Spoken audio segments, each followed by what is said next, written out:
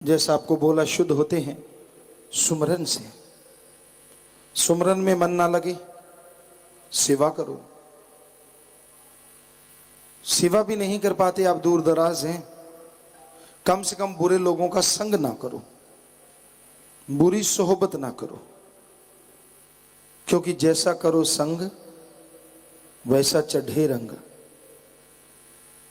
असर लाजमी होता है, जैसा आप संग करेंगे वैसा आप पे असर होता जाएगा।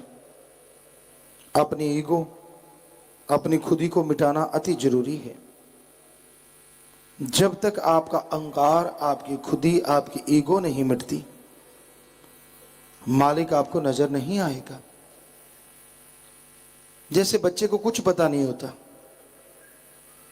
मां बाप की उंगली पकड़ता है, जिधर मां बाप ले जाता है ले जाता है, कोई दखलंदाजी नहीं होती, क्यों किंतु परंतु नहीं होता। उसी तरह एक मुरीद को अपने सदगुरु पे दृढ़ यकीन होना चाहिए।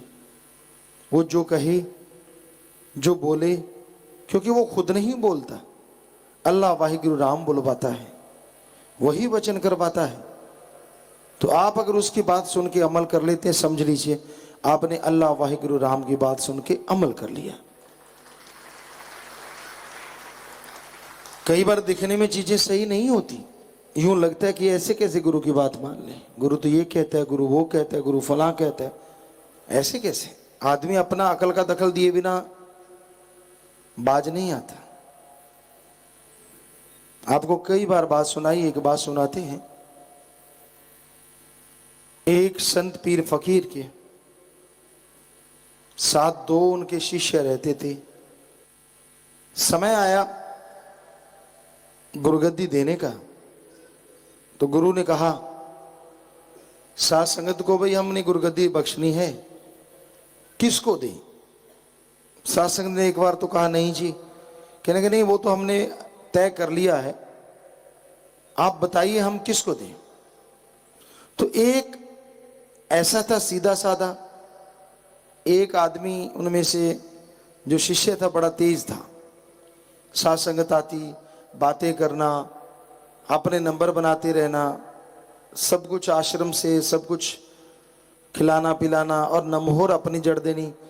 ये कभी ना कहना कि गुरुजी के हुक्म से, भाई देखो मैंने कहा तो आपको इतनी खुशी, मेरे होते आपको क्या फिक्र, मैं ये करूंगा, मैं वो करूंगा, मैं ये करवा दूंगा, मैं वो करवा दूंगा। तो नेचुरली जो ऐसा करेगा उसके यार दोस्त भी ज्यादा होते हैं। तो सभी ने सोचा कि यही ठीक है। गुरुजी को शाम को बताया, गुरुजी ये ठीक है। गुरुजी कहते भाई आप तो देखेंगे, बताएंगे आपको, अभी नहीं। 5-4 दिन हुए तो दोनों शिष्यों को साथ संगत के सामने बुला लिया। चले गए, भाई ऐसा करो, ये ऊंट है, वो लकड़ी की सीढ़ी है, इसको सामने कमरा जो है 10-15 फुट ऊंचा, उस पे सीढ़ी लगा लो और ऊंट को ऊपर चढ़ा दो। सुबह की मजलिस थी, सुबह सुबह सवेरे। तो इतना कह के गुरुजी चले गए। अब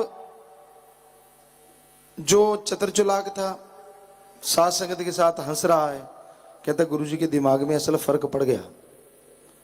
कहता मैं काफी दिनों से नोट कर रहा हूं, अजीबोगरीब हुक्म दे देते हैं।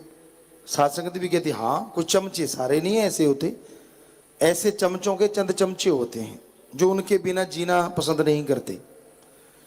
तो वो कहने लगे भाई बात तो तेरी सच्ची है, ये भी कोई बात है। कहने लगा देखो, कभी लकड़ी की सीढ़ियों के द्वारा तो छोड़ो, पक्की सीढ़ियां हो तो भी ऊंट 15 फुट के कमरे पे कैसे चढ़ेगा, और लकड़ी की सीढ़ियों से ये तो कल्पना भी नहीं कर सकते। तो वो कहते हाँ तू सही है, बैठ गया हंस रहा है। जो दूसरा था वो चुप रहता था, जो गुरु कहता था उस हुक्म को बजाता था। कोई यारी दोस्ती नहीं, अपने सतगुरु राम के साथ ही यारी, उसी से दोस्ती, वही महबूब वही महबूबा, सब कुछ उसी के साथ।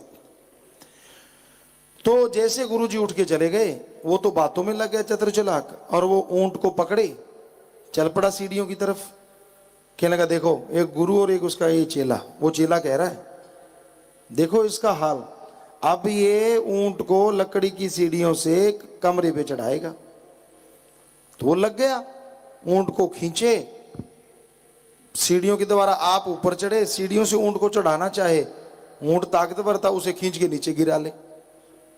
तो लगा रहा जी, ऊंट का भी बुरा हाल हो गया। भी ये आदमी है क्या, था पावरफुल, ताकतवर, भक्ति की शक्ति, ऊंट भाग भी ना सके। वो फिर खींचे, सीढ़ियों के पास ले आए ऊपर। अब ऊंट ऊपर कैसे चढ़े आप सब जानते हैं। वो तालियां मारे बैठा, साथ संगत हंसे, उसके साथ लग के देखो पागल देख लो, गधा फलाना धिंकड़। चलता रहा जी सारा दिन।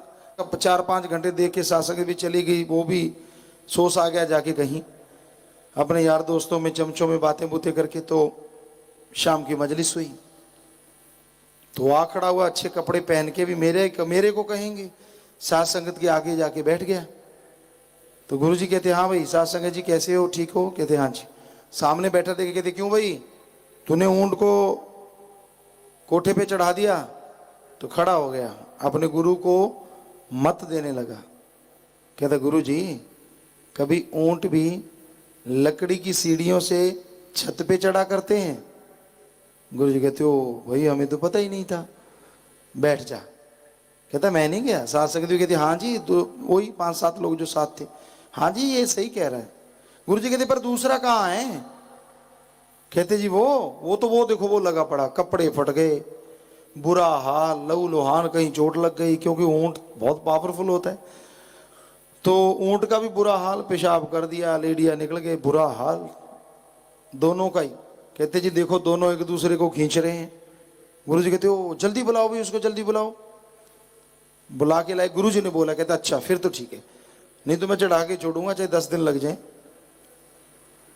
तो गुरु जी ने बुलाया तो चलो, वो भागा, गुरु जी के पास आया, चरणों में प्रार्थना की, आंखों में आंसू आ गए कि हे मेरे सतगुरु, मेरे से ये काम हो नहीं पाया, पर मुझे आप इजाजत दीजिए, मैं लगा रहूंगा 10 दिन 15 दिन, छोड़ूंगा चढ़ा के, आपने हुक्म दिया तो गुरु जी ने छाती से लगा लिया, सिंहासन से उतरे, छाती से लगा लिया और अपने साथ बिठा लिया।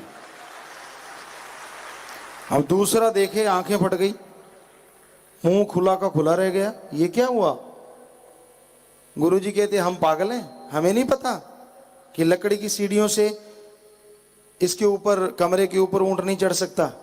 अरे हमने तुझे सुधारा है पागल, हमें नहीं मालूम, हमें सब पता था, हम तो देखना चाहते थे कौन गुरुमुख है और कौन पाखंडवाद करने वाला है।